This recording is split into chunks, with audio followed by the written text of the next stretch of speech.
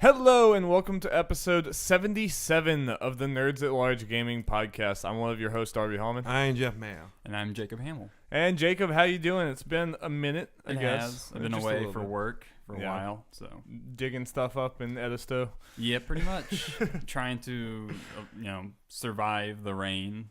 Yeah, I feel like archaeological digs or whatever it would be called, and rain is not a good mix.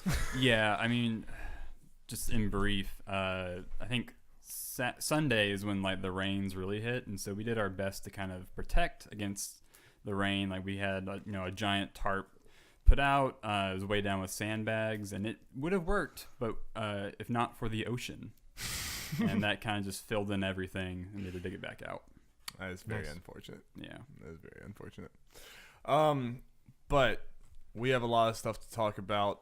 Number one, that we've been waiting to talk about this for 7 months, I think, to get a chance to do this. It's been nine. Nine since it was announced. Okay, I knew it was something like that. Jeff, we have played Super Smash Bros. Ultimate for a week now, or over a week now. I am absolutely loving it. Same. I think this is definitively we're gonna get into things that we don't like and everything, and it's gonna sound like I'm ragging on this game more than I am, but the parts of this game that are the most important is the best Smash Bros. Game I've ever played. Yes. And even the parts that are weaker, it's still a lot of ways better than the other games in the same category. Yeah, and I'm definitely one of those that I think I've seen people saying well, because the single player content or something is not the best, the overall experience is worse and everything. But I am one of those that I think if a game is putting it has one thing about it that it's putting forward, it's what you're playing the game for, and there's some other stuff that's not that great, it's still, to me, the multiplayer Smash experience, which is to me is the most important Smash experience, is phenomenal. I think a good... So, I mean, if the single player is not for me, whatever. It's just a tacked on thing that I didn't even need in the first place. So I still think this game is... I think a good comparison for that is, and this is the one that's coming to mind, I know people really like it, but the multiplayer, let's say The Last of Us, yeah, that's just a right. quote-unquote tacked on thing that doesn't influence how I feel about that game one way or the other. Right. Even if that multiplayer was horrible, you wouldn't say, oh, well, The Last of Us is not that great because of the multiplayer. It's kind of a similar thing. And I know it's a bad example because people really love that multiplayer, but that's the first one that came to mind. Yeah. I mean, and this is also just kind of an example how review scores are dumb. Yeah. Because the review score shouldn't be taking any down for me for Smash Bros. Just because of that. But I want to get into it. The character roster, there are 74 characters, right, in this game? Yes. I believe right now. I can keep this a thing because, Penny, if you count the Me 5 separate Pokemon trainer stuff, echoes. There's 70 plus. So there are a lot of characters, and I feel like every one of them plays great. There's really no weak link. There's just some that won't be for you, but I really feel like for a game with 70-something characters, it's very balanced.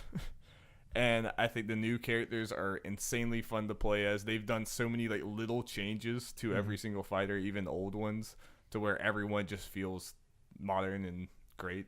Or you get a bunch of changes like Ganondorf, from look to smashes to... Yeah. It just gets better because of the way they change the overall game speed. Just big characters in general are so much more viable in this game. So you wouldn't say it's just a port of Smash 4? No. I mean, I think it is in a way, and that's not a bad thing. I mean, I think it's part new game, part port. And I don't think it's an insult to say that because... the whole port thing is, I think people use port in different meanings. Most people say port is a regular port. I think this obviously uses Smash 4 as a base. Right. But a lot of games do that going into sequels, so that's... Indeed. Yeah. I mean, you're not getting the amount of characters and everything you would get in previous jumps for Smash, but you also lost characters in previous ports of, previous, when they would go to a new Smash, you would lose some characters and gain some new ones. This, it kept everyone. It went back in the past and brought everyone back. Yeah. And all the old characters and put it in here. and put new characters on there. So it was kind of like it's basically just we took all of Smash history and added some stuff and put it in the package for you. And then you're getting 6 DLC characters on top of that. Yeah, maybe like a better word would be like expansion in a way, like in the old PC sense. Yeah.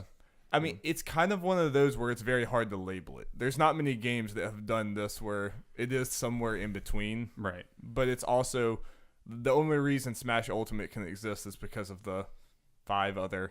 Is it 5 other? Yeah, how many other technically 5. Smash games before it building up to this? And also to add on to, there's probably more work in this than people do just by looking at it. Pretty much all the stages have been remade from scratch. They got almost every stage in Smash history. Okay. Yeah. That's cool. And there's a lot more changes to each individual fighters, even the ones that have been around forever, than there has been in any other Smash Bros. Because just in general, the speed of the combat's a lot different. Everyone's final smashes are like snappier. Their movements are faster, and like a lot of them are changed. Pichu is viable. Pichu's apparently really good. That's a big change. That is a big change. I do think that goes against the nature of Pichu, what Pichu was supposed to be. Pichu was supposed to be a joke, but now Pichu. Now Pichu's just an adorable killing machine. Well, even when we were playing the other day, Darby, you liked Wii Fit Trainer quite a bit. I didn't. I've never liked Wii Fit Trainer really before, and I don't even know if much has changed. I think I just started playing Wii Fit more, but you can really pick up anyone. Yeah. I mean, there's certain ones, like I'm horrible as Isabelle in The Villager, but I know some people are good. With the Random for life. Yeah, and Jeff's just good with everyone. Jeff's just good. I mean, what do you have more to say about just the general multiplayer experience? General, I mean, we can get into like Squad Strike and Smashdown if that's what you want to do. Yeah, all the different talk modes. About the new modes.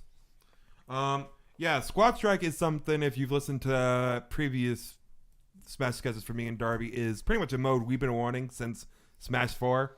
Yeah, because the Smash Tour had kind of a version of that where like at least the final battle or maybe it was the whole thing. I can't remember. No, it's the final battle because Okay. you collected characters and those were your stocks at the end. Yeah, so it's like you're playing like a 5-stock match and every stock is a different character that you would die and have another one back. But it was only in Smash Tour. You couldn't just play that mode normally. You had to go through this whole like board game thing. So we're like, just make this a mode. I just want to play this, and they did. Yay! Which is great. The different ways you can do it. You can do it either that way, make them all stocks in one match, or do it a little elimination thing where you do like 5 matches in a row, and each match you're a different character and you go in a rotation. The ones where the tag team or the one with the stocks are the ones where we've played and the one we will continue to play. Yeah. The only disappointing thing is that it's only 1-on-1, but you can't do this with more than that. But we'll take it. I just imagine it had trouble running once you added one other person to it because he has to load in all those characters.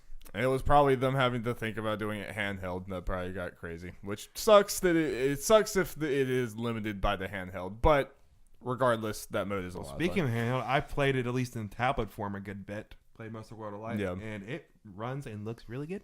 Yeah, it's a lot better with the Pro Controller on the TV, but I do think it's not bad. It's okay, but I mean, like I think it's just fine. But like, if I have a TV, I'm gonna play it on the TV. But I think you're just kind of going around, like maybe going in a car on a trip. Why not? Oh yeah. No, there's no reason to just like, oh, I'm never gonna play this handheld. It's good. It's good enough to. Or you're just out. Even if you have Pro Controller, they just put it in tabletop mode and pull out the Pro Controller. That's mainly what I've been doing. This was literally the first time I've ever used tabletop mode since I got my Switch last October. But earlier yesterday, my sister was making like Christmas cookies in the kitchen, and she'd like, "Hey, do you want to come play something in here?" I was like, "I could just take this," and just like set it up on the table. And I had my Pro Controller, and it was like playing Smash on a very tiny TV, but it was fine. Yeah, it worked just. I mean, fine. Obviously, it's not the best way to play, but hey, that's a really, really good option. Options. Yeah. The other main multiplayer thing is Smashdown, where it's the one where you can have, up to 8 players. Each one pits a character for a match. And then after that match, those characters are removed from the character select screen. And you go down until you can't pick anymore. And the winner is the one who won the most matches, which is a lot of fun. Oh, it's so much fun because it forces you to choose a bunch of different characters. And when you get towards the end, like Jeff has no problem the entire time because Jeff has trained for this for years by playing random all the time. But me and Alex will be sitting there like, oh no, I guess I got to play Olimar. Yeah, the difference when we get to end, they may hesitate to pick like, who am I gonna pick? Man, these are so bad. I'm like, man, I got all these choices left. Man, who am I gonna pick? When it's really cool because you get in your friend's head, you're like, or you have to look at it and you be like, okay, who do I like that Alex also likes, and let me get them really quick before he does. That's and kind of my strategy for some in the beginning. It's like I sometimes pick Bowser in the beginning because I know Darby likes Bowser, and I think Alex does at least somewhat. I have never really seen him play Bowser, but I think he would though. Which is he probably would. So I take that. So it's like I'm going to remove this one from their pool of characters.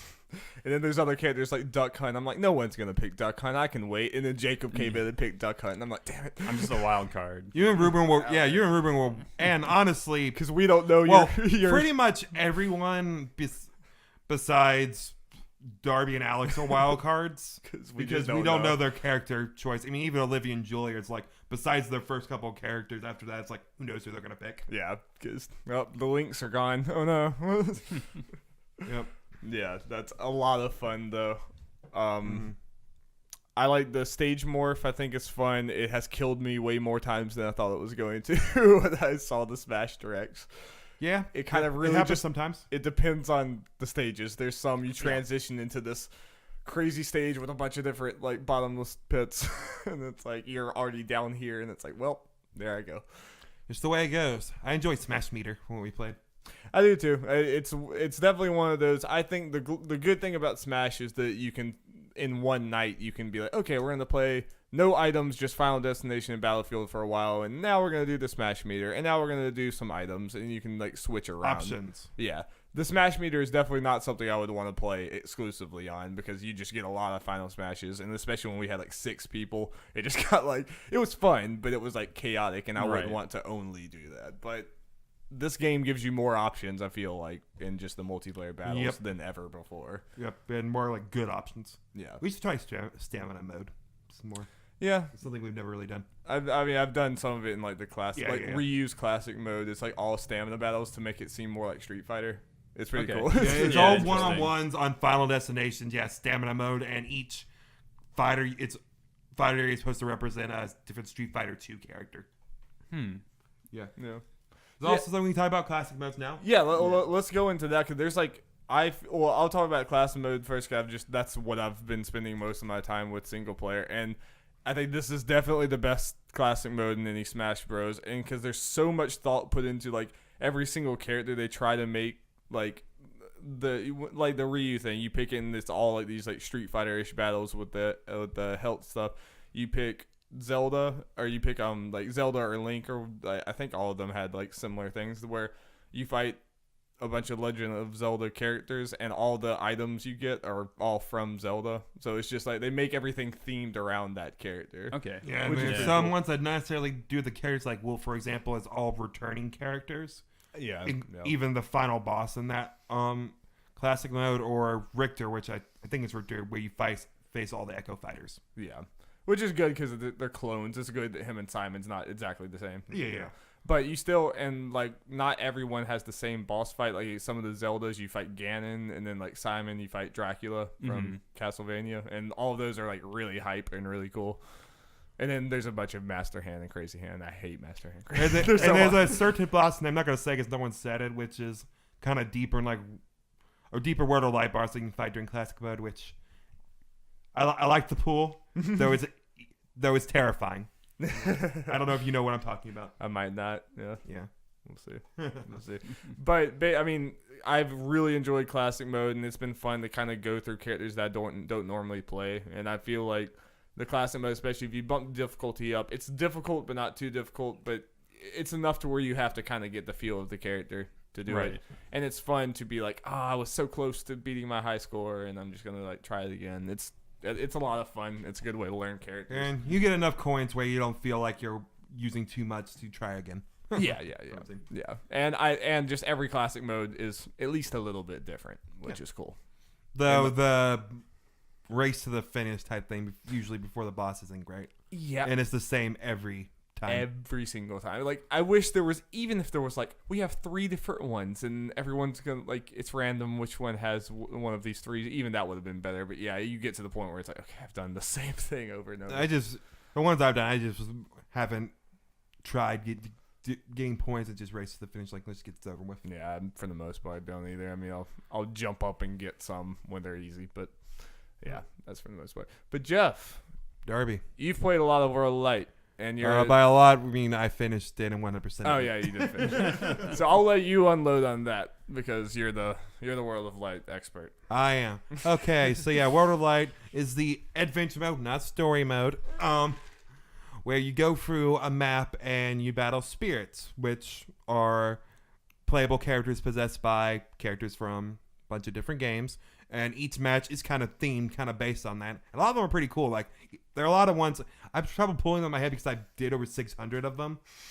But there are a lot of ones like, okay, I see where they're going, this and this cool. I mean, they definitely put thought into these as far as like what they made the battle. And they, tried to make them kind of different. They could have definitely done more, like some stamina when it's like a Mega Man themed one or Street Fighter one or even Pokemon one, or the classics match. You have a bunch of ones where a lot of hazards going on, like electricity on the ground, poison everywhere, all that kind of fun stuff, which you can, once you get far enough, you can kind of make those things kind of nothing because you'll get spirits that take away those hazards. Okay. Though some people start on the negative, I'm kind of like, well, I work to get these spirits, so I don't feel guilty about doing this. Yeah. Some people like you work to get overpowered, so you want to be overpowered once you get there. And there are definitely some hard ass spirits. If you talk to anyone who's done most of the thing, they'll probably all say the same about 5 of them that are like the hardest one. Just so people know the ones I'm talking about, like Pauline, Gino, the boss from Metal Gear Solid 3, or a couple of them that are really hard. Strangely enough, 9-volt and 6-volt from WarioWare is one of the worst ones. Those are hard, but you feel satisfying when you win. I think a lot of people's frustration with that, I've seen a lot of people like, this is too hard and I'm stopping with this fight. Those are fights that you don't need to beat to go farther. So you could just skip and go back later, which is what I did. Like, okay, I'll get more spirits and go back there and kick their butts, which I did. Yeah.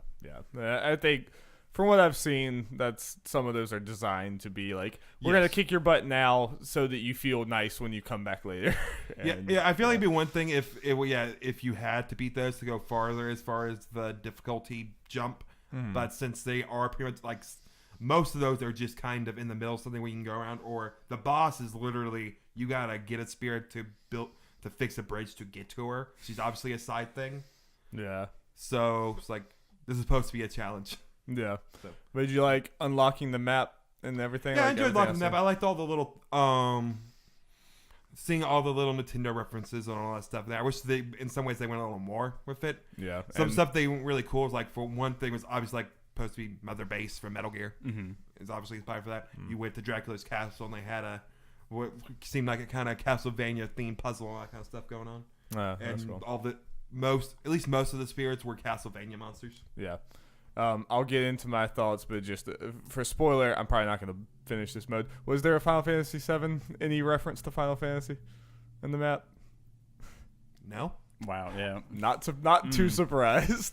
Man, I just realized, I just remembered also as well, I don't think there were any obviously, there weren't even, you didn't even fight Cloud, I don't think, except when you unlock him.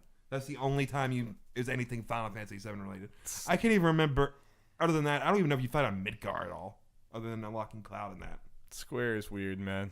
Yeah, but, so yeah, overall, I enjoy World of Light. I had a lot of fun with it, obviously, since I kind of plowed through it and played it. Yeah. I got a lot of enjoyment out of there. I'm not the kind of person to go back to things, so I'm probably not, going to replay that because, Oh, yeah. No. That's long, too, right? What was your playtime at? Right under 30 hours. Wow, yeah. That's long. Yeah, another guess is I feel like the majority of the spirit things were cool and cool references and all that kind of stuff. They could have trimmed it down a good bit. Like, some people were saying 10 hours and stuff for probably good things. Like, I don't know. I think that might be too short with all the characters you got to unlock. That may not be enough. I say meet in the middle, maybe a 20-hour thing. It maybe done more stuff with the map, maybe had more bosses and stuff would have been the sweet spot. I don't know. 10 hours sounds about right to me for a Smash Bros. Story mode. That's what I would want from it personally. 30 hours sounds a little excessive. That's what. I agree with that. It's like 10 hours though. It's like, Then then you don't get a lot of spirit battles and you just be unlocking characters. In other words, I know as people want, but if I'm gonna play this thing, I'd rather have the quote unquote gimmick thing going on. Yeah, I think they could have just done more to diversify it, like in the battles, have a little more weird, like victory conditions. Like this one comes to mind. Like when we played the event mode for Smash Wii U, I don't know why this one comes to mind. Remember the one where Game & Watches were flying down from the sky, and we were Fox and Falco. Yeah. Just have more weird stuff like that. Yeah, I feel like that would help fun. instead of making it all stamina or regular Smash matches. Yeah, I agree with that. That's why we need to get into news, but I'll just really quick say also, I mean, I think part of what I was saying, like, that's what I would want. World of Light, I'm glad that other people are enjoying it, and I don't think it's like offensively bad or anything. It's just not for me. I mean, right. I played enough of it. I played like an hour of it or something, and it just got to the point where, I mean, like, I enjoyed unlocking like sections in the map and everything, but I had absolutely zero interest in the spirits. There was just like a bunch of little things coming up, and I'm not someone, if I'm, especially in a fighting game like Smash, I don't want to deal with like customizing my spirits, putting the right one on this. I was just like auto picking every time, and it was just like, I feel like this is supposed to be a core pillar of this experience, and I'm just not interested whatsoever in it. And I'm boring. I'm a little more of a Smash purist in the fact that we're doing your speed's down, the character's big, the floor is lava, the floor is this or whatever. I just don't like playing Smash in that way. I just want to get better at the game and get better at controlling my character against another character that's the same place, and that's how I enjoy playing Smash more. And especially when I'm staring down the barrel of another like 20 to 25 hours, I was having so much more fun doing the classic mode, and I felt like I was forcing myself to play World of Light, and I'm like, I don't have to do this. I can just stop, and I would rather just go in the lab and get better at the actual fighting game. To also throw this in, I'm not going to say it'd be worth it for you to go through it, but the final thing for the World of Light final boss and leading up to it is great. I'll watch it on YouTube. You don't get the same experience from just watching I'm sure, but it's not really much to watch either, just the gameplay experience of it. It's just not like I just wasn't enjoying the mode like itself, and like even I think Subspace Emissary is not great, but I at least like that was like, we're gonna show you a bunch of like crazy flashy, almost anime cutscenes. It was just like dumb fun, right. And from everything I've heard, this has the opening scene and maybe something at the end, but that's not a thing in here. No, so there's just not that. There's not that hook for me. Scene. Yeah, so. Not for me, but I'm glad other people are enjoying it. Like Jeffrey. Indeed. So we could talk about Joker at all?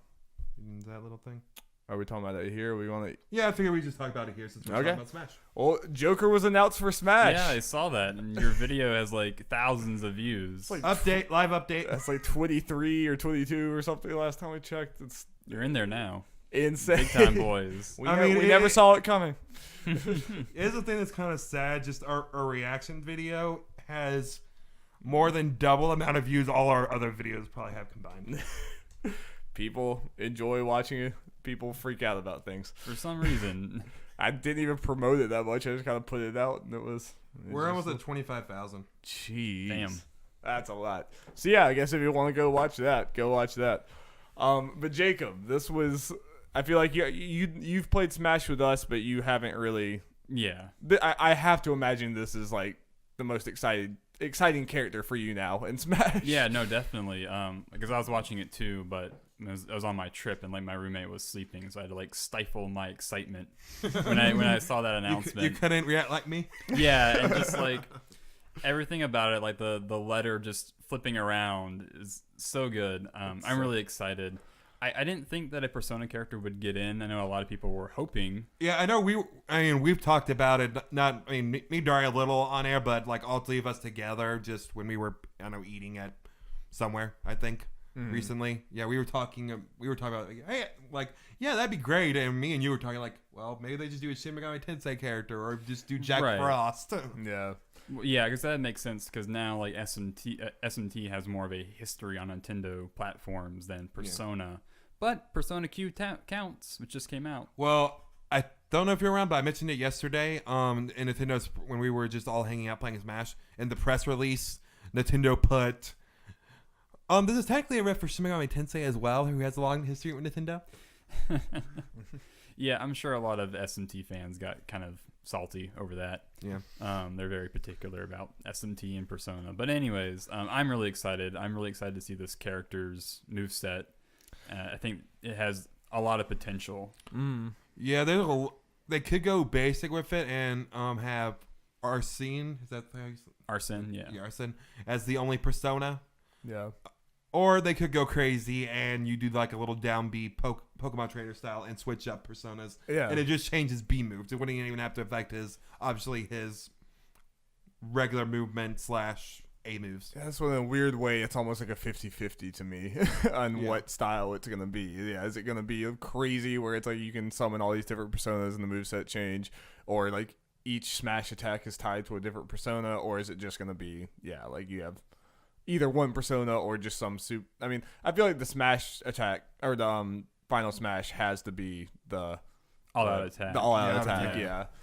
It just makes too much sense, and that way you can be like, hey, look, it's on, and I forget his name already. Ryuji. Yeah, Ryuji and the other guys, and and they obviously got based on the trailer, Persona 5 voice actors and they had to record something. So all they need to do is record a few lines, if anything. Yeah, I feel like they just have a few lines in the final smash, and that's it, and that would be cool. That would be cool to reference the other characters too. Yeah. Yeah, it makes me really wonder, how they're going to incorporate the Persona spells into the moveset. Mm-hmm. Would like physical Persona attacks, would that because in Persona when you do a physical attack that takes away part of your health.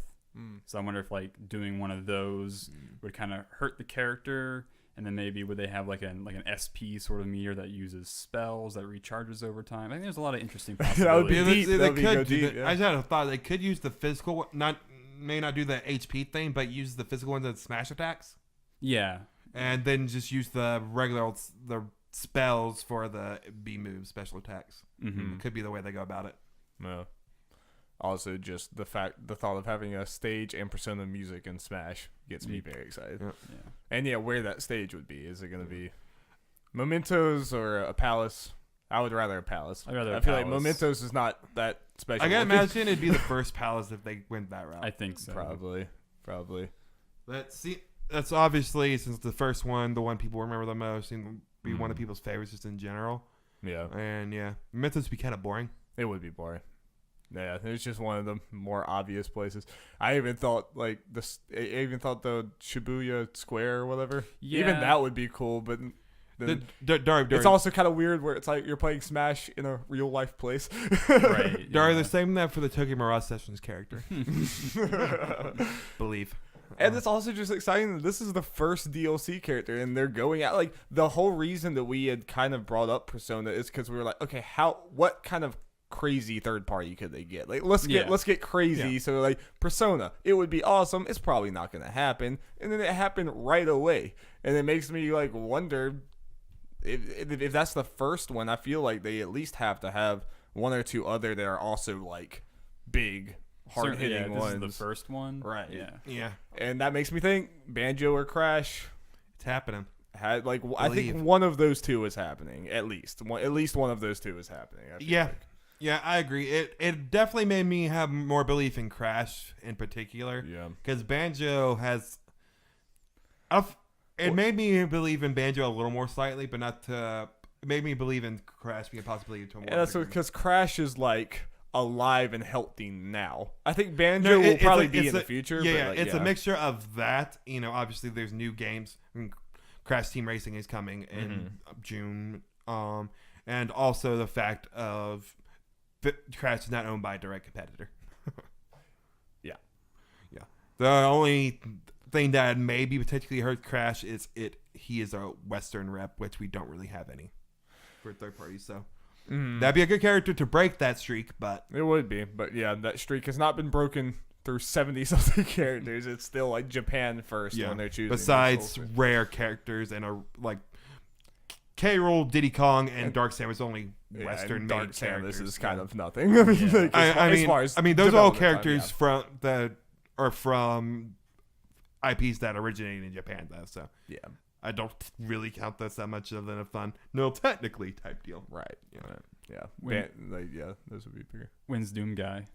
When is Doom Guy? When That is- is the real question that we're all asking here. Just real talk. I don't know if they would go that route, just because that'd be a hard one to do. I just Yeah. want him to be called Doom Guy. Because Yeah, that's what I like want. his entry says Doom Guy. One word. I mean, just because of the rating, they would have to really tone him down. Like, Yeah. you can't really use real guns. I mean, Bayonetta's in there. Yeah. Different type of Jeff. M rating, but you know They say the F word in Persona. they It's do. true. I mean, I'm just saying. Yeah. We you knew right away that what that trailer was because you saw that E10 plus. Yep. I did see I've- someone comment. It was like, yeah, you guys were like the first ones I've ever seen who like called it was Smash before the envelope. Yeah, and noticing the E10 rating. I Yeah, saw that those- immediately. Was like, there's no way this could be a port then. I didn't know. I was like, oh, Switch. I was like, yeah. Okay. We need to get off of Smash and get to some news. Well, we got one more thing before news, Darby. Oh, jeez. We got we the do. missing Jacob. Yeah. Me, Strap you in. This is have going to be a long both. podcast. Yeah, screw it. I mean, if anything, you can cut the It's fine. Game Award things It's out. fine. Extra long for the holiday season. It's right. Yeah, they need to cozy in with this podcast. Yeah. But yeah, Jacob, me and you both played and finished the missing. Yeah, the missing full title, the missing J.J. Macfield in the Island of Memories. Yeah, that. What a name. Yeah, I want to see the acronym of that. Oh no. But it is the latest game. Well, yeah, by- like which country, right? Because it doesn't have a different name in like 5 countries or something like that. I think they got that fixed. Hopefully. Okay. Anyway, sorry. Yeah. The actual game. Yeah. Yeah, but this is the newest game by Swery, who is the maker of Deadly Premonition, and he also has a new game coming out probably later in 2019 called The Good Life. So the Xbox Game Pass, I'll be able to play it day and date. Yeah.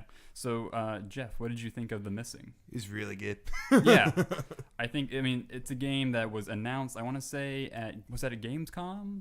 Sounds right. It was decently recent. It wasn't that long ago. Yeah, and then it came out in October, and it just barely got any push from Arc System.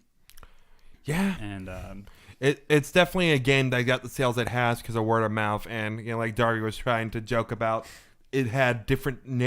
It got translated weird in every different country, so people could not find it. And Swery didn't know that was happening until it was out, right? Yes, where he didn't know until people brought it to his attention, and he was not happy. yeah, I mean, I remember even when it came out in North America, I was having a hard time finding it on like the PlayStation Store. Yeah, and even then it's hard because nothing against it, because obviously I think it's really good when you just look at the name and just the picture of just JJ. It's like this looks like a pretty generic looking game. Yeah, the game itself is a kind of puzzle platformer, kind of like Inside or Limbo, where it's a side scroller and You just keep on going right. yeah, you keep moving right, and it has physic kind of puzzles. That's its main. And you maim yourself. Yeah. So if you don't know the game itself, the character is in a place where she cannot die. Instead, like she can cut off limbs and reattach them at will, and that's how she uses her limbs and body parts to get through physic style puzzles. Pretty, normal, standard fare. Yep. Yeah. And the game itself, like it was nominated for Games for Impact, so that can kind of give you an idea of it. The big kind of crux is that JJ is trying to find her girlfriend, Emily, and so she is going through this island off the coast of Maine, trying to find her and kind of moving her way through these horrific puzzles. Yeah. What did you think of the puzzles, like the gameplay? I thought it was pretty fun. I mean, obviously it's not like the best thing in the world, but I thought it was all pretty solid. It was all like, it was the kind of puzzles where it's like it was never too hard, Right. But when you did get them, it was like, oh, okay, you actually, you felt good about it. Yeah, there's some like kind of brain stumpers in there. Yeah. And it's mostly because you're trying to figure out how to use this new, gameplay device. Like, for example, pretty early on, you get to a part where there's these swinging kind of wrecking balls, and when you get hit by those, that actually flips the entire stage upside down. Yes. Wow. Darry, did you know when you break your neck, you just fall into the ceiling and Yeah. everything is upside down? It's science. Yeah, I mean, and the gameplay itself, like, yeah, it's a little clunky. It's a little low budget, but that's what this game is. This is obviously low budget. And this thing was made in the longest time. Obviously, I mean, too long to make, but still really good. But I think the main pull for me, and I think just about everybody else who's played this game, is the story. Right. Yeah. Which is hard to talk about. It's very hard to talk about, and I was very happy when it got nominated for Games for Impact, but I was worried that its nomination might spoil some things about it. Thankfully, none of that happened. So is this a very spoilable game? Yes. Yes. Yeah. Is it like very kind of ambiguous storytelling, or is it kind of more of a like? I mean, we can say this like normal story. As you're going through the game, you're getting text messages on JJ's phone from the past. Yeah, from the past, learning about her relationship with I'm blanking the girlfriend's name. Emily, as well as fellow friends and her mom, university. and that kind of thing. You just learn, and you're kind of discovering things as the game goes on, because Okay. you're getting text messages pretty much at certain points in the game. Okay. There's some that you got to collect side stuff to get, like for the friends, but for Emily and the mom, you get those at certain points in the game for story reasons. Interesting. Yeah. Yes. And like it's a game that I was like borderline almost like shedding tears at the end, but very happy. That's great. tears. Same. It's really powerful, and like I mean, if you're interested in this, just stay away from the internet. Like, Yeah. really, I mean, it's not that hard too, because the game, Not many people are talking about it, yeah. sadly. Right. Yeah, I'm happy the easy allies are. Some of them are Yeah. trying to spread the word of this game. Maybe it'll slowly build up, but it definitely it didn't have the marketing push you would want for just coming out. Like a lot of people are just not aware. yeah, and it is very sweary. It's a very sweary. His style is all over it. Yeah. Even though I would say like it has a more serious subject matter than say Deadly Premonition, he still has this kind of quirky sense of humor in there. Right. Right.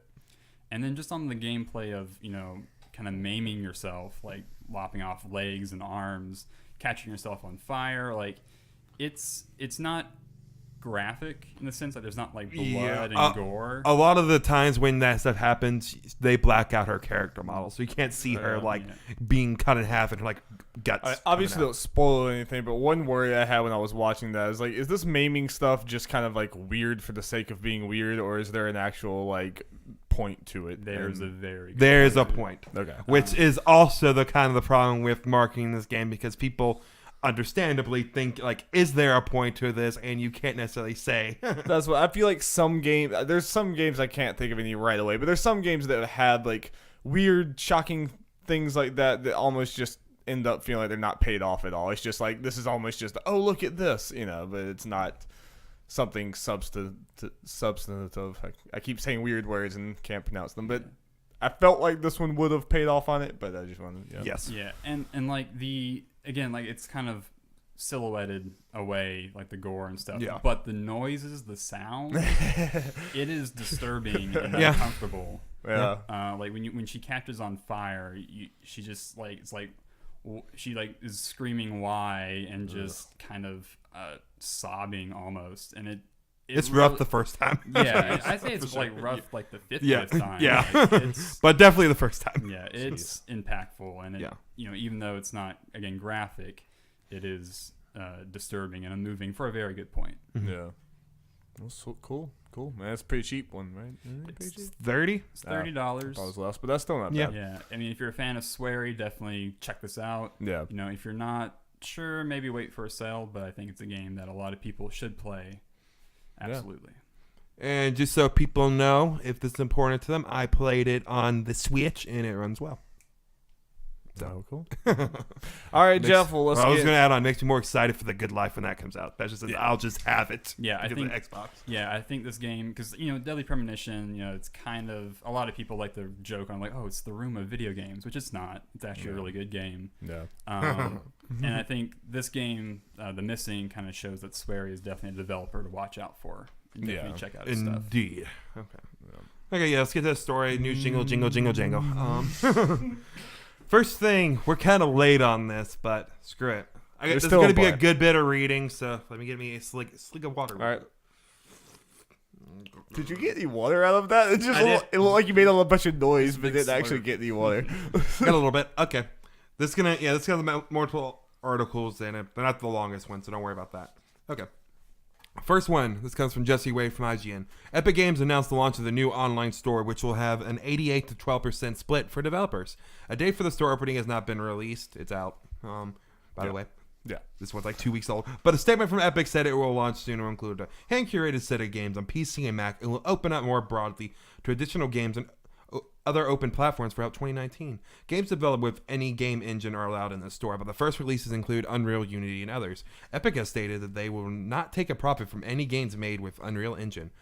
Quote from Epic's game founder and CEO Tim Sweeney, "As a developer ourselves, we have always wanted a platform with great economics that connect us directly with our players.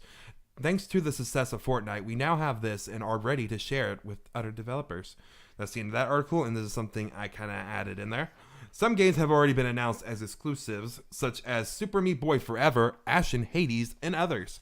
Also kind of important to note, and if I'm kind of wrong in this fact, you guys let me know. Some of these games were already announced for Steam, but since they're exclusives for at least a year, they've been kind of removed from Steam. Correct. Next one comes from Colin Stevens from IGN. Epic Games announced a couple days ago that it will be offering cross-platform game services originally built for Fortnite to all developers for free. Announced through the Unreal Engine website, these services have been battle-tested by 200 million players across 7 platforms: PC, Mac, iOS, Android, PS4, Xbox One, and Nintendo Switch. In the roadmap posted, the services will be free for all developers, are open to all engines, platforms, and stores, and developers can choose, mix, and match solutions from Epic and others as desired. The launch will begin with Unreal Engine and Unity integrations. It will start with a core set of features that will grow over the course of 2019. These features include cross-platform login, voice communications, cross-platform parties, and matchmaking, and more. And just another thing added on to this, just this whole storefront thing, Discord has also announced starting in 2019 the developers will also be able to sell published games on their store and get a 90-10% split. Yeah, so they undercut even the Epic Games Store, who undercut Steam. Yeah, so that's basically Yes. So this is like very, very, very big because I think for a long time there have been a lot of developers and fans and just people from all different sides unhappy with Steam for like a million different reasons, but Steam's just one of those that's so ubiquitous with PC gaming. Like, even if you buy some games on GOG and some other places, you're going to end up buying on Steam at some point because that's where everyone is and there's so many games that are just there. And when a company has that much of a market share, they can kind of get away with things and people can be unhappy with them. And I honestly don't even remember what we talked about on the podcast, if it was big enough for even that. I know Discord, we talked about in October, started their store. And it's like, this is great and all, but Discord's not going to be able to compete with Steam.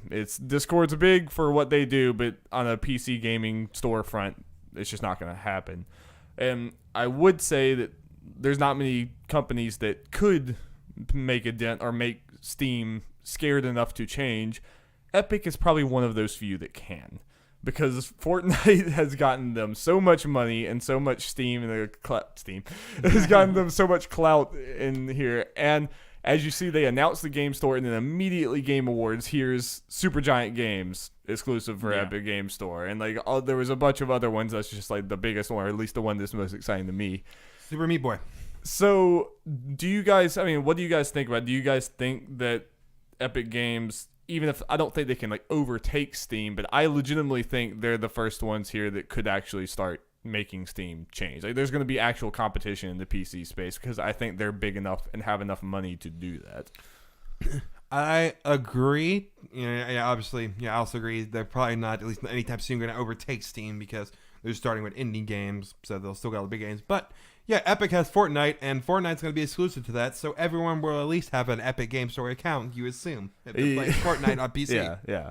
So they only have access to that. But yeah, big thing with this is, and you see a lot of this, a lot of people that play PC games that are kind of boneheads, like Steam or nothing. Yeah. They want to keep it all in one thing, which I understand they're, wanting that, but. And there's the difference, but I mean, because also, like, that I didn't even mention in there, the big selling point for Epic Games, why, like, they feel like they need a store where, like, to compete with Steam, is the 70-30 split that they're taking 30% from developers, and developers don't feel like they're earning that 30%. And Epic's coming here and basically saying, we're making so much money with Fortnite, we can afford to take less.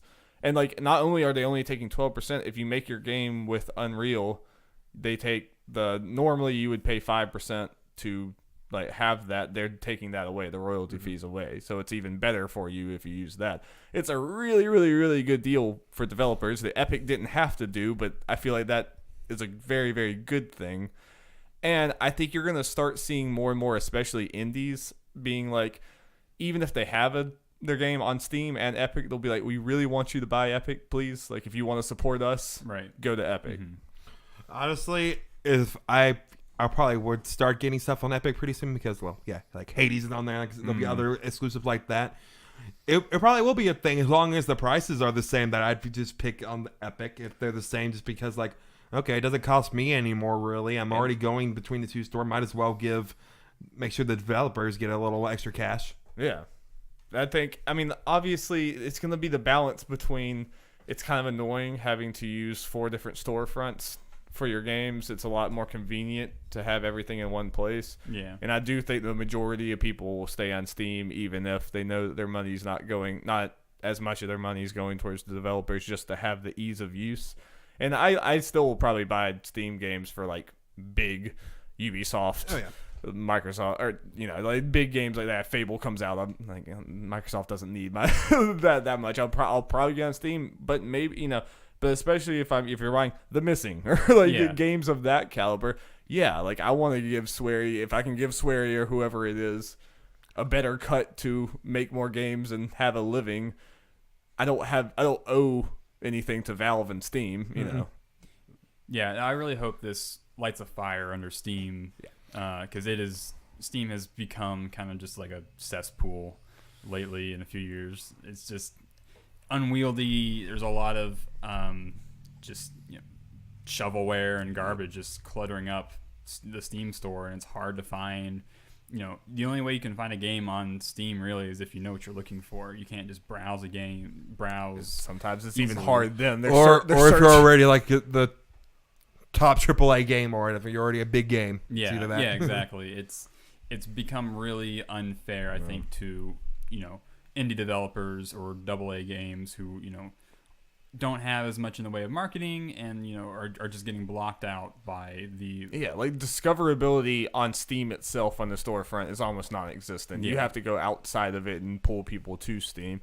And I do wonder, will it, like, given enough time, will the Epic Game Store become the same thing? I mean, like, right now it's curated and it's like, yeah, their store looks great right now because it has only amazing games. But 5 years from now, when they're telling everyone, like, yeah, publish here, will it eventually get to the point where, like are all stores doomed to become I don't think so. Steam and iPhone stores and stuff? Yeah, I mean, it definitely seems that way, but I just think like I think competition, obviously, with other storefronts, and then just would encourage better management of the store. Yeah. Mm-hmm. That's what I almost kind of hope the Epic Games Store doesn't completely rival Steam, and it becomes like an alternative for indies and for specific things, because I don't want them to get so big to where they have all the same problems of Steam. I kind of hope that it remains a haven for discoverability and for like these smaller games to be seen.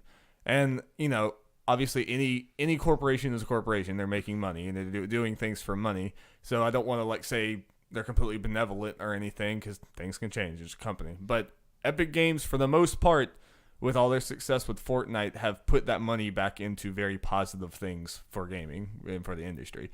And you can like be cynical about Fortnite if you don't like Fortnite or don't like the people around it. But I really feel like if you're cynical towards Epic for Fortnite, you're not paying attention. Yeah. Because they're doing very, very good things. Like, Fortnite's popularity in the hands of Epic has done nothing but good things for video games. Even if you don't like Fortnite, you know. Fortnite's garbage. No, JK. Yeah. So I think it's a big deal, and I mean, I'm going to be very, very, very, very interested to see where this goes. I mean, if we want to play Hades within the next year. No. or year plus. Where you're going? We don't have an exact name, but apparently it's at least a year.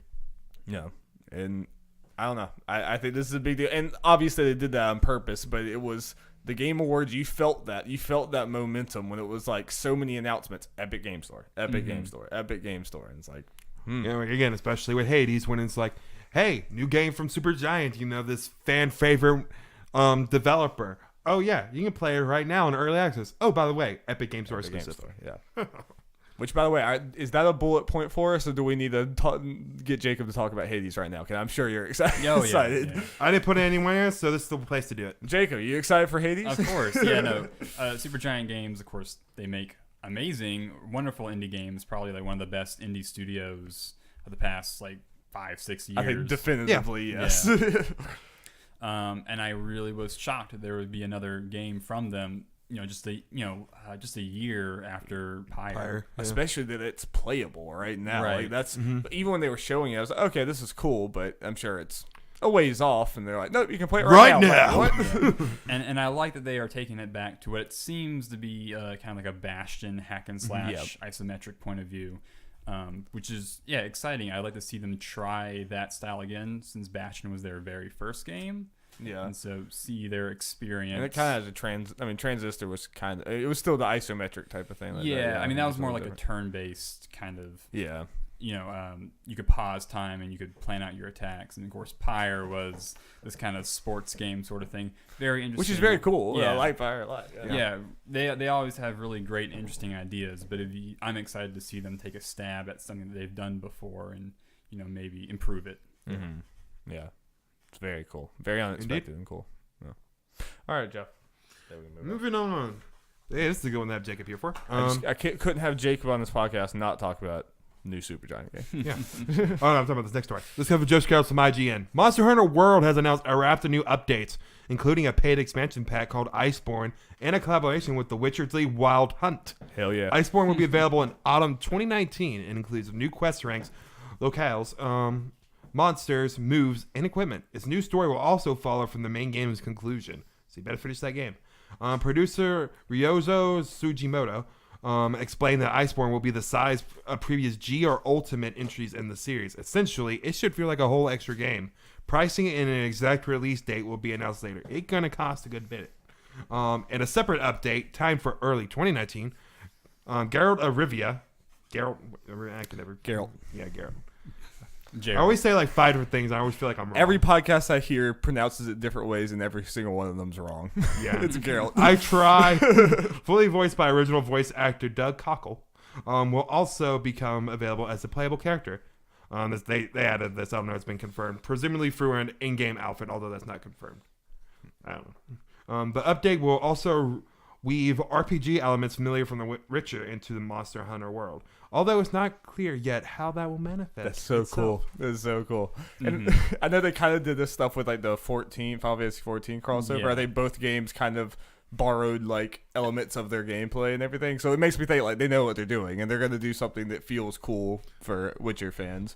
So Geralt for Smash. I like that it's not just a costume. It's it's Geralt. Yeah. It's really cool.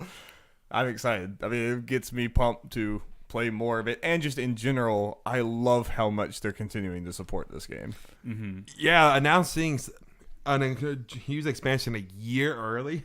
Yeah, this is a bigger gap between announcement and launch than the actual main game itself. And how long it came out in January. It was announced at E3 So last year and came out in January. That's going to be getting close to 2 years or something. Yeah. That's crazy. And they're basically saying it's another game worth of content. I mean, yeah. I watched the full clip of the guy talking. He was like, obviously it's not as big, but it's going to be very, very big compared to older Monster The Hunter fact games. that we're comparing it to the size of the full game and it's an expansion is already something.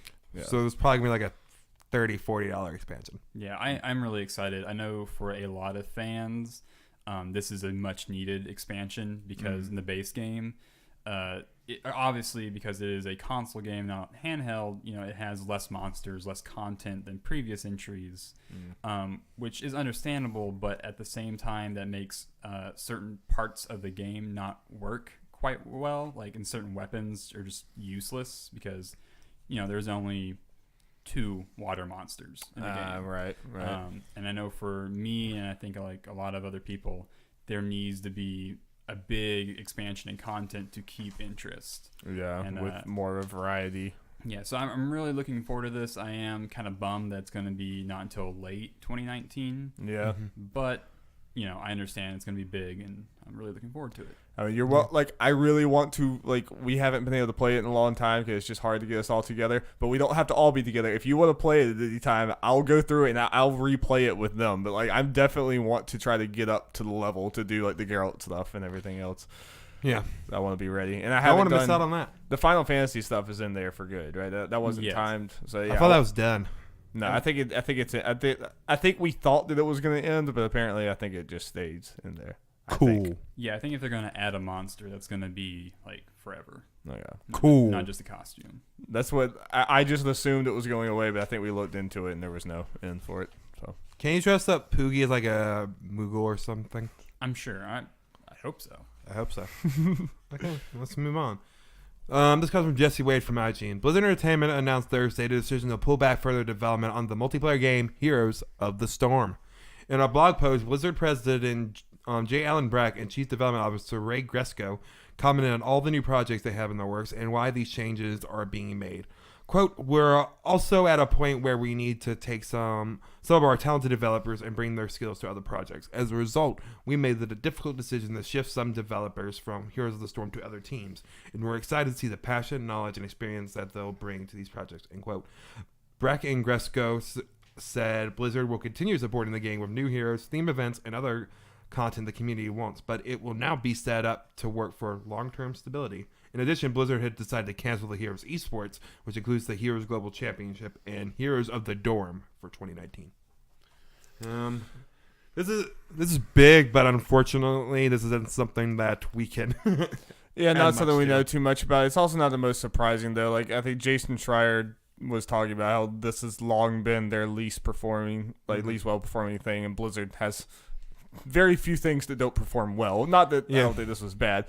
The only thing that I would say is potentially a concern here is just there's been a lot of rumor and talk about Activision pressuring Blizzard to do things their way, and to like cancel projects, to cancel existing things, make new things, and like focus on live service games, which is, I mean, this is too, but like just that's the only fear is that this is a potential symptom of Activision like having more force over Blizzard, but we don't really know. It's something that's just kind of speculation, and obviously somewhat from like the overreaction, I think, to Diablo Immortal in some ways. It was very poor planning, but also I think the reaction was a little excessive.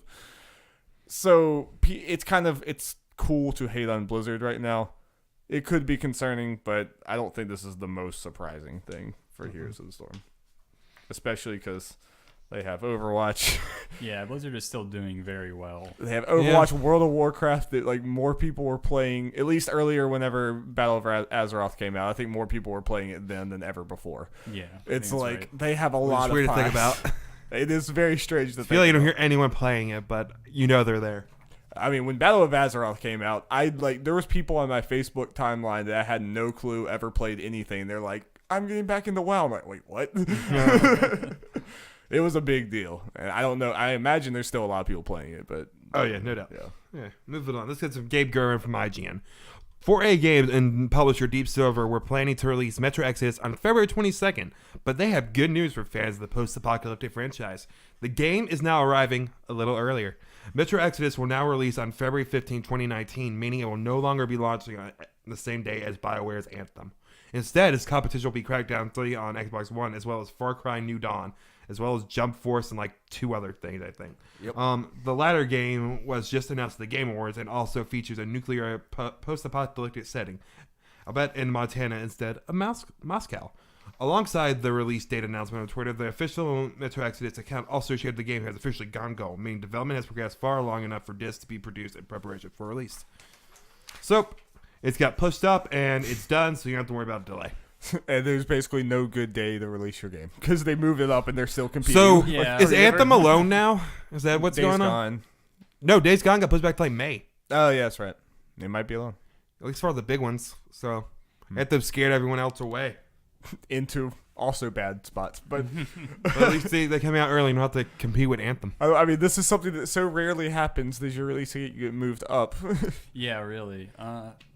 Anthem's a big game. I understand like why they would want to move. Yeah. And even competing with these might still be better than competing with Anthem. But At least for Metro, I think. yeah, And even Crackdown.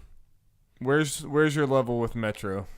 It's not like top 5 anticipated games of like early 2019, but I'm still interested. Yeah, I'm pretty much in the same boat. It's one of those that, depending on reviews and hype and everything, it could be something I'd get, and it also could be something I get Black Friday. Yeah. It could go either way. Yeah, again, I always forget something. Probably something I'm forgetting, but it seems like for you, there isn't like the one big game for you in the early. Yeah, which gives Metro a better chance potentially of me. I buying Kingdom it, Hearts, that's all I need. Yeah, I'll be playing Remake, so. Also Remake and Works. Yeah. but I would be stupid to buy it. I need to play like so many other games. I have Octopath, Persona 5, Too many games. Hollow Knight. We got Tales of Despair in January next month. Jeez, they will play like twice and then not play for 6 months, and wish we were playing more. Sweet. Okay, moving on. Okay, so we're getting to a point where we're going to just have a couple of things related to the, just kind of follow-ups to our Game Awards / kind of funny covers thing. Yes, which you can watch our live reactions to on YouTube. Yeah. Again, most of this is just actual new news for these games, and there's, New news. kind of one here just because Jacob's here. We'll get to that. Okay, the first one we're going to talk about probably the biggest game announcement from last week, Mortal Kombat 11. I was right. But you were right. right. Was he the only one? I believe so. Yeah. But we'll get to that later. Nice chapter. But it's coming out April 23rd, I believe, and we got some new information from GameStop Italy. Now, just so people know, this is like translated for like Google Translate, I think, or something like that. So the language may not make perfect sense, or we probably won't be able to take this at face value. With a grain of salt. Yes. Okay. Mortal Kombat, and this is the description for the game. Mortal Kombat is back and more fit than ever in this new and fantastic evolution of the iconic title. Now you can customize the variants of your fighters down to the smallest detail, gaining unprecedented control over the aesthetics of the characters. This new graphics engine renders in the smallest details every crushed skull and torn heart, immersing yourself completely in the action of the most bloody scenes. In addition, the new list of fighters includes unpublished characters and the classics, with a K, of the series. Protagonists of fantastic movies in the story mode of the epic saga that's been going on for more than 25 years. That last line is the one people are kind of picking apart.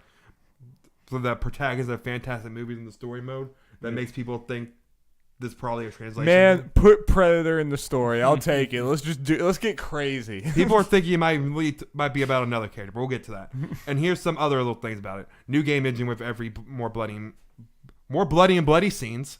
New personalization system with clothes, accessories, and movesets never seen before. New fatality, as well as new Gore-Tex system to make the performances even more brutal. Very strong multiplayer component, entirely oriented towards the esports people. Personalization system, daily news, constantly updated rewards, and improved matchmaking. Additional contents. The premium edition includes the steel case and combat pass, with the K, of course. 6 characters and 6 battle pass, whatever that means. And some other stuff from different places. The games page on Best Buy said Sub-Zero and Liu Kang are playable. No duh. And during a Reddit AMA, Todd McFarlane was asked, "Will you please let Spawn be in Mortal Kombat 11?" He responded simply, "I believe he's on his way." Just Spawn confirmed, I suppose. Yeah. Is that the fantastic movie? Spawn? Spawn, fantastic. There's a Spawn movie coming out. So these. Oh, right. Oh, yeah, forgot but there's about that that. 90s movie, too. Yeah, there's that.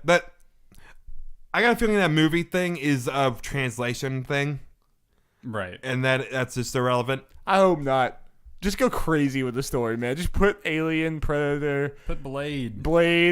That's just a weird thing to put in this before they announce it. Keanu Reeves, Matrix. I don't know his character's name.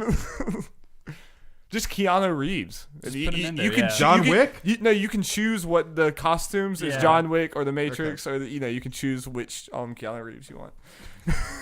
So based off this, we know at least 5 characters that are in this. We know we got Scorpion, we got the Raidens, we got the Sub-Zeros, we got the Liu Kang, we got Shao Kahn because we know that's a pre-order bonus. Yeah, I'm almost certain I saw Katana somewhere, but Katana was mentioned in that leak thing I gave you. That's not confirmed. okay.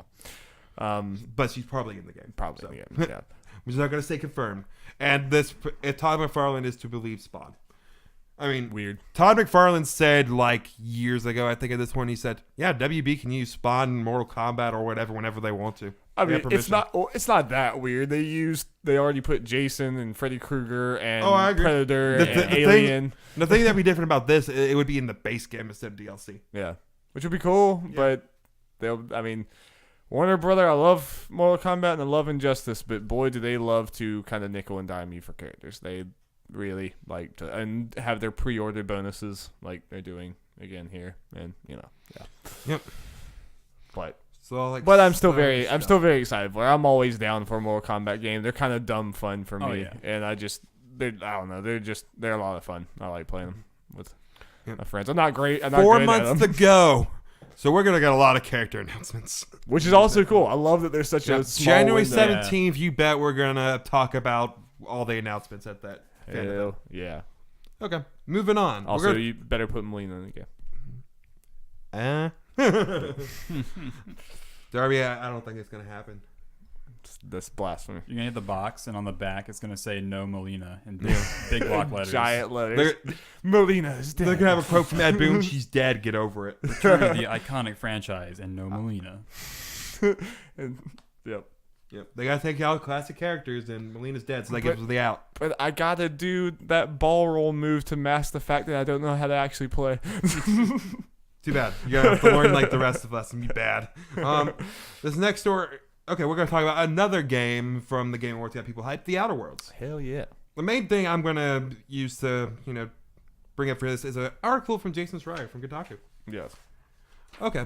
The Outer Worlds, the next game for the developers at Obsidian, might be the game I'm most excited for in 2019. Held by the original creators of Fallout, it appears poised to be the New Vegas successor that everyone has wanted for years. Just don't expect it to be as vast. The Outer Worlds, which was announced last week at the Game Awards, is a sci-fi role-playing game set in a universe where corporations have taken over everything. So it's science non-fiction, Yeah. Obsidian communications director Mikey Dowling showed me footage of the game in Los Angeles last week, and it looked excellent, primed to be a charming, funny game full of dialogue, choice, and interesting decisions. With Fallout 4 disappointing some fans and Fallout 76 launching in rough shape, The Outer Worlds could be just the RPG people have been craving. Just calibrate your expectations properly. The Outer Worlds, which has been in development since late 2016, is published by Private Division, a label of Take-Two Interactive, parent company of 2K and Rockstar, designed to make AA games. They're not indie, but they're not big-budget AAA RPGs like The Witcher 3 or Fallout New Vegas either. So don't expect The Outer Worlds to be quite as vast, with a massive open world in which you can get lost for hundreds of hours. This will be a very different experience. There are 2 planets in the game, Obsidian says, although they're not open worlds. They're compartmentalized. That word. Each of them contains several areas to explore, and Obsidian says there will be plenty to do, but the scale will be very different than New Vegas. Dowling said in an email, and a quote, while we aren't discussing the exact amount of areas, a good bit of context for the approach is to think of what we did in Star Wars Knights of the Old Republic 2, with potentially more ground to cover and explore in each area. This actually makes me happy. Yeah, I don't think that's a bad thing. No, definitely not. Yeah. I cut it out because it was kind of the extra thing, because it's just opinion. Jason pretty much Fallout some. This is not a bad thing. No. I think the knee-jerk reaction, or that a lot of people have, it when you're saying it, it sounds like, oh, it's not as much or whatever, but when you think about, there are just so many open world. Number one, there's too many open world games. Yeah, they take too long now to get through them all. And I feel like there's too many open world games that don't really justify their open worlds to justify how long. Plus, if this is a more or less open thing, they can make the choices matter more and increase the replay value. And you saw, like, even they made that a point in the trailer to be like, yeah, kill one of these guys or something, and you kill him. It's like, you didn't, or, you have to choose one of these guys and you kill him. It's like, you didn't have to kill him. They're obviously trying to, like, show to you that there's going to be narrative choices and that, like, tie together, and that's a lot easier to do, or at least make good when you don't have a giant open world. Yeah, and that's Obsidian's strength, is writing really good quest lines. Yes. Mm-hmm. And this, like, as soon as or at least me, Jeff, and Will all, and I imagine most other people, when we knew this game was coming, but it was like just with the team and everything, I kind of expected it to be more of a isometric old school Fallout type thing. Yeah. Where it's like that would be cool, but not necessarily my thing. And it came out, and I'm like, oh, this is like New Vegas. I'm like, this is awesome. And again, they had no way to plan for it, but the fact this came out right after all the Fallout 76 stuff is just perfect for them. Oh, they love it. I mean, I think that, like, based on what I've just seen from, like, Easy Alice, Kind of Funny, and all over the internet, I think this jumped onto, like, the list on games people are most excited for, or at least, you know, got people really excited for. I mean, they couldn't have asked for a better time to show that trailer, and I really think they brought it, because it really honestly looked to me like Obsidian taking the kind of design approach of Fallout New Vegas, but they can do whatever the hell they want. They're not like strapped down by anything. So it's like, here's some crazy sci-fi stuff, here's some wild humor, and then you actually have the gameplay that you like, and there's narrative choices, but it has like a personality. That trailer had it had attitude. I liked it. Yeah. Which is, I'm excited for the humor too, because I think that's something that's often overlooked in Fallout games. Like, in New Vegas, you had like a gang of people who were like Elvis impersonators. Yeah. Like, those are silly games, even going back to like Fallout 1 and 2. And I'm excited to see their brand of humor like just in full force. I mean, they made the game. South Park games. Exactly. Yeah. They're very good at Well, that. the first one. Yeah, the first one, yeah. They're very good at that. That's their MO. And I like to see that in this style of game that I think is one of my favorites. The, like open world RPG, especially like the first person, like Fallout style RPG like that, that probably won't be as buggy, especially if it's a smaller game. That's also No, I'm totally in. I'm totally in for this. I think this is going to be potentially the surprise hit of next year. I think so. I definitely. It's one of those that came from we really didn't know anything about it to instantly it's demanding your attention. Yep, everyone seems to be at least interested in it. This has to be this. I mean, even though this is something that was in development before Microsoft bought Obsidian, so it's still going to be going to PS4 and all that stuff because PC, Microsoft let them keep their existing like good for Microsoft. deals and stuff. Very good. But this is nothing but good for Microsoft though, because they just got this studio, and then if Outer Worlds is a hit, like it looks like it might be, then it's like, yeah, Microsoft, you just bought huge developer, yeah. And potentially the IP. I don't know how that works. Not sure how the deal for this works. I'm not sure. But yeah, they can immediately do whenever they announce Obsidian's first project for Microsoft, like from the developers of The Outer Worlds and Fallout New Vegas. And me and Jeff said this when they bought Obsidian. Like, Obsidian is one of those that I could see in a few years that we think of them as one of the big developers. Like, I think they're so. very talented, as you've seen with New Vegas. They just haven't had a chance to do something with that big of a name since then, or at least, so. Yep. Yeah. Okay, that's saying. Okay, anyway, we don't have too much else. It might be quick things, but let's just go for it. Okay.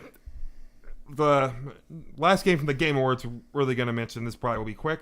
We'll just get some information about Marvel Ultimate Alliance 3, which shocked people that it was a thing that existed. It is Nintendo exclusive. For people wondering why it's Nintendo exclusive potentially, a lot more to it, but Nintendo is publishing the title, so it's kind of seems more of this game will not exist without Nintendo type thing. Right. So that's the thing. Also, just a very interesting thing, potentially more interesting thing that came out after the Game Awards. It's being developed by Team Ninja, which is known for Dead or Alive and Neo. Interesting. Like, none of, like, Marvel Ultimate Alliance, Nintendo, and Team Ninja. It's like, how did all these things It's pretty happen? much a Japanese-made Marvel game.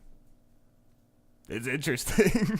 Unexpected. And weirdly enough, I know like we were kind of on it, and most of the people we looked at, a lot of like reactions are down it. Apparently, just from the public thing, people are excited for this game. Yeah, I think this has like a cult following that's actually pretty big. Oh yeah, I know plenty of people who are way into those games. Yeah. And it's a Marvel game, and exclusive to Nintendo, so people get hyped for it for that. I mean, just think that Nintendo will have a Marvel game that's just them in their directs. Yeah. I mean, obviously, from my standpoint, from where I'm standing, I'm more excited just that this is happening. Yeah. So that there's an established relationship there that could potentially go somewhere in the future. Yeah, and it fills 'Cause, like, out I'm Nintendo's sure- library. Yeah, I haven't looked at our reaction, but I'm sure our faces lit up. We were like, it was like Nintendo, Marvel. We were like, wait, what? That's What everyone's the like, hell wait. is this gonna be? Yeah. Yeah, that was... I think my first thing was, wait, is this when the Guardians were like, wait, is this Telltale Guardians? Is that? Yeah, once I looked at it, kind of, yeah. So you're not a Marvel Ultimate Alliance guy, I'm guessing. I played some of them You did actually, play- okay. but they're not really my thing. I played it Yeah. with a friend. Yeah, I had never played them, but as soon as it came out, Will was like, "Wait, what?" Because Will had played them, but Yeah, he was kind of bummed, and I understand it being Nintendo exclusive since he doesn't have. he has no interest in really getting a Switch. Not big of a Nintendo guy. What's wrong with them? I mean, that's what I'm saying. That but is what I've been trying to say. But yeah. Okay. So I'll say we're on final thing from Game Awards, and the kind of funny thing, well, all the kind of funny thing, Judgment, which we're really mainly bringing up because Jacob's here. Yes, that was the new game by the Yakuza guys. yes, Set in the Yakuza universe, but instead of about a Yakuza or an ex-Yakuza, it's about a detective. No, or a lawyer turned detective. lawyer turned detective that punches people. Yes. It looks pretty wild. It looks very Yakuza. Yeah. And I'm excited too because besides the Yakuza 6, the last few Yakuza games that I've played were remasters, remakes of the old games, and I'm excited to go back and play like a new one with new writing. And Yeah. And something that kind of caught people off guard in this trailer was the English voice acting. yes, which is like, wow, that's Yeah. impressive. I think I saw Yuri Lorenthal's part of the voice cast. Has there ever been a Yakuza game with English voice acting? Only for Yakuza 1, which had Mark Hamill, Yeah. actually, and a lot Really? and a lot of other Weird. big name guys. That's and weird. it failed miserably, and they were like, never again. Never again. So Well, that makes me think that they're really like actually putting effort. They think that this. They must have some confidence in this in America, or they wouldn't have gone to that. I think it's really smart that if they were going to use any of these Yakuza team games and do English voice acting, this is the one to do it.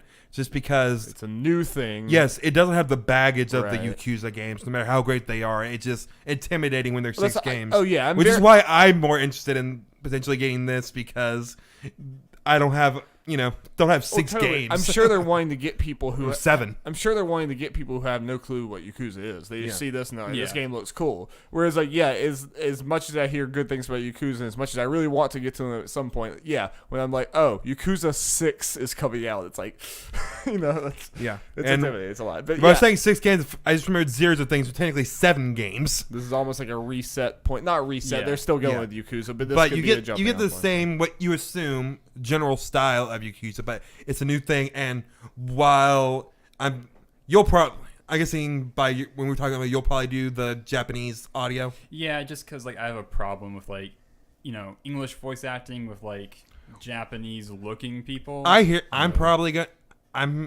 more of that. I'm probably gonna do that too, the Japanese voice acting. But there are a lot of people that are, will only play this type of thing if there's English voice acting. So Yeah. it's smart on Sega to just go ahead, pull the trigger in doing this if they want this to be successful. Yeah, a lot of people don't like reading, which Yeah. unfortunate, but I was gonna say, yeah, this is a great kind of entry point for people who want to get into this series, especially because this is, I want to say, like the second or third attempt at like this engine, so it should be crisper. It should have more content. So this is the same, the Yakuza 6 engine, and I guess the last few. Yeah, Yeah. And kind of good news for us when we should hear impressions because it should be out in Japan, if not like coming out this week. yeah. Yakuza is kind of like Die Hard, and then like all the games are set around Christmas for some reason. But yeah, I'm very excited for this, especially like the introduction of like the different style switching, which they had in Zero and Kiwami, but not in any of the other games. It looks really, really cool, and I'm excited to get away from Kiryu's story and have a different protagonist. Yeah. It's like cool. It's different, but also same universe and kind of similar vibe. So it's, you get some of the same nostalgia, but it's also something new. And this could be a good way for people to get into the Yakuza games. Like, hey, this is really good. Now I have this whole other series of games. Exactly. I hope. There, But, and this is just less intimidating. I mean, the cynical point, I could also see this not catching on in America. I mean, like, I hope it does, but, it's one of those, like, I don't know if any of the Yakuzas have sold particularly well in the U.S. It seems like they're selling better and better, and they're getting to a Yeah, point I think they're that, selling better and better. I feel like this is a good way to make... Again, this is a good way to potentially get it to people who haven't played the Yakuza games yet, and people who played Yakuza are probably going to buy this game. Yeah. So, And these are AA games too. Like they don't need to sell millions of copies to turn a profit. Yeah. Right. And they're obviously going to try to push this more because they're adding the English voice acting, which is Which is also weird too, because a lot of the characters in Yakuza are based off of real life people, like they're actors or. oh yeah. Yeah. And just so more often than not, the English voice acting is just for Japanese titles, and especially like lower tier Japanese titles, whether it's anime or games, it's just usually so much less quality. It's just like obviously they didn't venture too far out of their one recording house, and they're just like got the same few guys to do everything. And like a lot of times I feel like the English voice actors, they didn't really put much thought into who's right for this character. It's more like who's available. Yeah, there's a certain hamminess, I think, to like the Japanese dub that the English just doesn't really capture. Yeah. And I mean, a lot of times we can't. Well, I've always said that it's like a lot of times like I can't really tell when Japanese voice acting is that good or bad because I can't understand it. And I watched A Place Further in the Universe, and I'm like, yeah, every single one of those voice actresses are phenomenal, and I can't understand. I get that them, though. but I think people use that as an excuse too much with the Japanese voice acting. Definitely. Maybe it's also because I've watched a lot of subbed anime. So, okay, next, we got a couple other little quick things. 2B is coming to Soul Calibur 6 December 18th. Yay! Which I will probably just go ahead and get so we can play. Yeah, we have Soul Calibur now, so you can come play. Yeah, 2B. so I'll get 2B. We can come. We gotta do a let's play of you 2B him. Geralt. Yes. Yeah, me, Geralt, him 2B. Ultimate fight. Yeah, showdown. Yes. We're both probably very bad at the game. Yeah. I don't own it. But. Oh, I just got destroyed. I mean, I only played it once when Jeff brought it over, and I was very bad. So only playing Nier Automata. Damn it. I want to play again. Okay, so Jump Force news.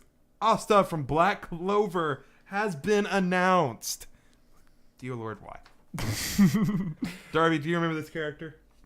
I mean, I know Black Clover. Okay. I mean, I just like know of Black Clover, and You a lot of people like it. A lot of people like it. It's like it's like a more generic Naruto. That's what I've watched. But Jeff, more generic Naruto. Is that possible, Jeffrey? Yes, actually, it's Naruto, but with more generic, whoever writing and about wizards. Is it a wizard school? It's a wizard village. I can't. I only watched like 5 episodes, man. It was. Well, Jeff, we need to hurry up and get through this because I want to talk about my favorite anime, Sonic the Hedgehog. No. That's favorite horror movie. Yes. Do you remember this? Oh yes. This is his voice. It's just screaming over and over again. Right. Okay, that's enough. Really get taken down. Not because of any copyright, just because. Why? Yeah. Okay, and also It's I gotta offensive say to this: we're getting closer and closer. There was a little more gap between the last character announcement and this. Where is My Hero Academia, JoJo, and Gintama? Where are they? Yeah, we are getting pretty close to release, aren't we? We are less than 2 months away, and we haven't got to any JoJo, My Hero Academia, or Gintama. Those are the only 3 series I need to feel fulfilled. I feel like they have to be going for just some big blowout. Like these are in it, and go buy the game. Gintama, I'm more worried about because it's more Japanese centric. So it's as a series, and Jump Force is trying to appeal to the Western audience more. So I'm a little worried about that. JoJo, I'm not completely.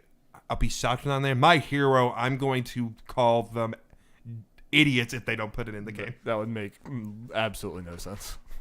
Unless they do like- DLC for that, but then I'm like, you guys suck. Oh yeah, it sucks. You have My Hero's been around long enough for you to put it in there. My Hero's One Justice is going to be so big. We have to get people to buy that. And I really do think they haven't announced my Hero characters yet because of One's Justice. maybe Just they better just not put it in the game because of One I Justice. think Jump Festa or whatever, which a jump related thing is going on in Japan like this week, so they'll probably announce a good many characters there. I feel like there's going to be some very big names that they announce like right before the game launches because they're going to want you to. Yeah. I'm so worried about Gintama. I need my Gintoki. Okay, very last thing. This is just, it was so dumb whenever I had to put it in here. We got to talk about the biggest news of the week, guys. Those Sonic the Hedgehog movie posters. His delicious manly thighs. Those legs. Those curvy legs. Sonic does fur. his squats. Hoo-wee. He does not skip leg day. I need to look. So this is going to be the best horror movie of 2019. Oh, yeah. right? Yeah. Definitively. Yikes. Like I've It is actually really fun. seen the Pokemon for Protected Pikachu made us, or trailer made us feel better about them, or people generally feel better about the movie. We see the Sonic and we're like, dear God, why? Yeah. I do still feel like I'm in the vast minority that I think those Pokemon look equally as horrifying. No, honestly, I agree. I think they are better, but like it's still unsettling. it's still like, like me. Neither me or you are Pokemon guys, but I watched that trailer and I had not seen anyone's reaction. I was like, oh wow, people are gonna be so mad or horrified. I'm like, people are gonna be Same. really upset. And I go to Twitter and everyone loves it. I'm like, oh, okay, I was like, man, what am I on? Like, it's like good for you, I guess. Like, yeah, I watched The that hype is trailer. And I'm real. like, I think like all the Pokemon look like toys to me. They look like stuffed animals, like very realistic, creepy stuffed animals. But they look like they have dead eyes. Like, they just remind me of that studio that made animated movies like the Polar Express and like Mars Needs Moms, where it's like they were going for a hyper realistic style. But it was just creepy. but and it's uncanny. not there. It's like Yeah. close. It's like just close enough there, but not quite. So it's really creepy looking. Yeah. Yeah, I'm not a fan of how the Pokemon look, but again, I don't want to be too much of a downer because Jeff's stoked, and I'm happy for Jeff. because Everyone is but stoked. Jeff's the one that they need to please with that, not Yeah. me or Jacob Yeah. at all. But we can all hate on the Sonic We can all. movie. I mean, I'm really hoping that it's the good type of bad. Me too. I don't want it to be like mediocre. Like I don't want it to be like the emoji movie. That's the worst type. Yeah. It's okay, or it's just like I want it to be like a burning tire rolling down the hill. with Jim Carrey voicing someone. I Yes. forgot who. Jim Carrey. No, Eggman. Jim Carrey is going to be Eggman. Okay. Yeah. Or Robotnik. Yes. Yes, indeed. Yeah, so there's the one poster which is him kind of darkened out, and you can kind of see his like weirdly buff physique. Yeah. Yeah. And then there's the second one of him on top of the Golden Gate Bridge, and you just see his weird human-y His like Converse. ankles. Yeah, and it's like the ultimate of like if you just put shoes on a cartoon character, they somehow look more naked. Yeah. Yeah. Oh, it looks like he's totally like dick out on top of the Golden Gate Bridge. That's absolutely what that poster looks like to me. Or there's just some short shorts. Yeah, this is gonna be. It's someone's fetish, but it's gonna be horrifying for me. But I feel like even for those type of people, like the deviant art crowd, like they are horrified. they're at still this. just we can all join in being horrified. I don't think I've seen anything positive about these Sonic things posters yet. I'm pretty happy with it because it looks garbage, and I just want to watch the fire burn. Yeah. So we're going to go see the movie, right, Darby? If it's the good type of bad, sure. If it's just like it's like Minions, then I'm gonna be like, okay, well, I can I hope he's a chili dog. Oh, Jeff. There's a 0% chance that movie goes through without some chili dog. But what if they don't? Then I can't see it. Jeff. As simple as that. No chili dog, no buy. Hey guys, we're about to do the results to our Game Awards betting special. But we decided to cut it off of this podcast just to, cut down on the length of this. But it's going to go up as its own about 20-minute video on this podcast feed and on our YouTube channel. So if you want to check that out, that's where that will be. So this podcast is about to end, but go over there and check that out, and we will be back next week with a full normal episode. And we hope you guys enjoy. Thanks.